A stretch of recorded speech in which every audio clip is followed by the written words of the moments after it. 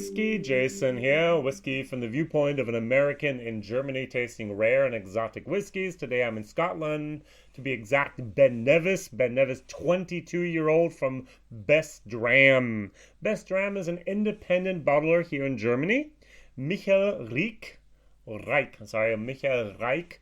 He also has Scotch Universe, Whiskey Druid, and also Best Drams. And what does he do? Basically, he's very famous for his cask management. He'll buy casks, refill them, put them into a different finish, and then bring them out on an independent label. So Best Dram is a German independent bottler, and he was there, Michael, for about, what was it? I think about 4 months ago, and he was picking and bottling and so on. There was a problem with one of his bottle barrels. They weren't able to do it on time, and he is a man that's about 6'8", weighs about 280 pounds of a lot of muscle as well. A big man. I look up to him all the time, and he can get loud, and he basically hit the table and with his fist and said, "I want some form of compensation." And they offered it. "We have the cask over here of Ben Nevis, 22-year-old. Would that be okay?" He said, "But under the condition that I have it in Germany within 4 weeks." And they were like, "Yes, sir." I'm exaggerating, of course, but 4 weeks later, the bottles were in Germany. And that was exactly the time where Brexit was supposed to happen. And so you can imagine what problems there were with the bottling lines and so on. 168 bottles. This is cask number 1714. This is an ex-bourbon cask.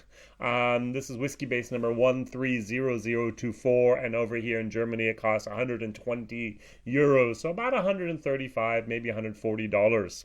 50.4%, and it is nice. Now, I am not a great fan of Ben Nevis as of yet.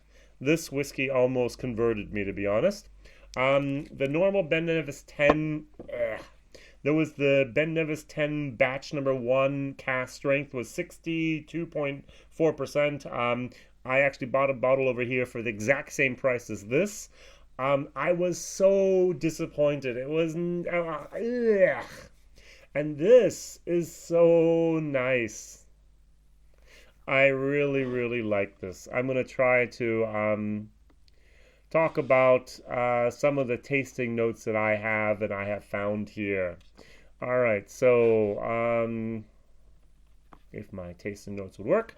This does need a little bit of air time, a little bit of time to actually develop and have its complexity. It's very complex on the nose as well as the palate. The finish is nice and long. It actually becomes a little bit more fruity, a little bit tamed, and even tastier the longer you wait.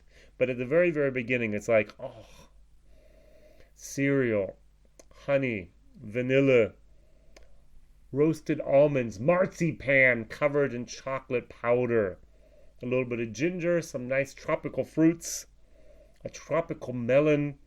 And then there's the interesting description that I'm stealing from a guy named Dennis over here in Germany who did his tasting notes.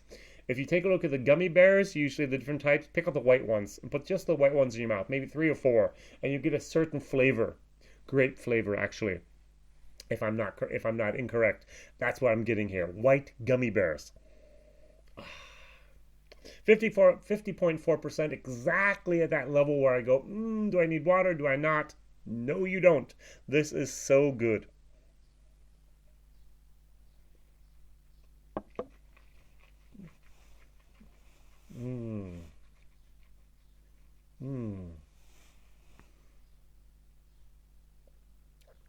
What's fabulous is the nose and the palate absolutely in coherency.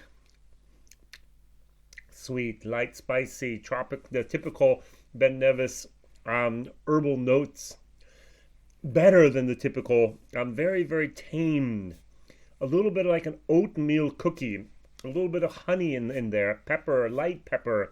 Tannins are there, but they're very, very complex and not bitter. Malty pineapple with a tiny little bit of pineapple, vanilla with pineapple on top. Good. Long, pleasant finish. Cereals, herbs, vanilla, very subtle fruit note. Yummy, yummy, yummy. So, this stuff is really good. 168 bottles in all of Germany. I think I found 8 different websites that were still offering it here in the summer of 2019. I'm sure it's going to be sold out fairly quickly. As I said, I paid 119 euros for the batch number 1 Ben Nevis cask strength, and I was totally disappointed. Here, I would not be disappointed with this whiskey. This whiskey is actually a B++, almost scratching the 1 minus, the A minus rank here. This is some good stuff. I've had Kleinlich 22 that is not as good as this, and I love Kleinlich. So, B++, value for money, I'm going to give it a C, CC plus even, which I've never given for 100 plus euro bottle before. This stuff is fabulous. I must admit, some of my colleagues out there, my YouTube colleagues here in Germany and Europe, have also been able to buy a bottle or a sample or whatever. This is really, really, really nice and worth it. That pineapple is just so light and so nice. And then there's all that like an Italian spice seasoning in there.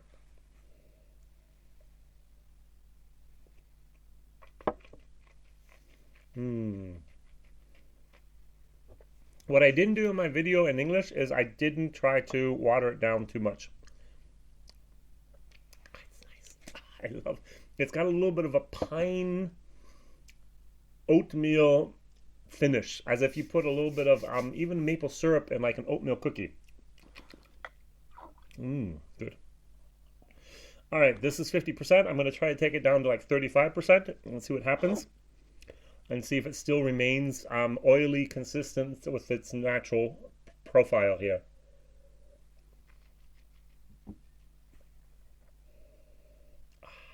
Still good.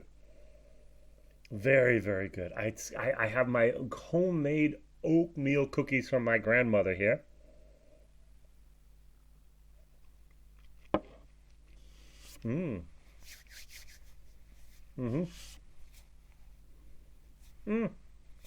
It's getting diluted. Homemade oatmeal cookies with pineapple vanilla icing on top. Sound good? It is good. B+, C- for value for money. Thank you very much. My question of the day is, Ben Nevis, what have you had from the distillery that you've liked? What have you had from the distillery where you go, don't like it at all? So Ben Nevis is one of those distilleries owned by Nikka in Japan, and I think they produce more spirits for the Japanese market than they do for the Scottish market, unfortunately. It would be great if Ben Nevis would be able to actually have more output for the world market as Ben Nevis instead of part of the corporation of Nikka. Thank you very much for watching. Like, subscribe, and tell others. I am publishing my videos Mondays, Wednesdays, and Fridays. And thank you very much. You can contact me at whiskyjason@gmail.com. Bye-bye.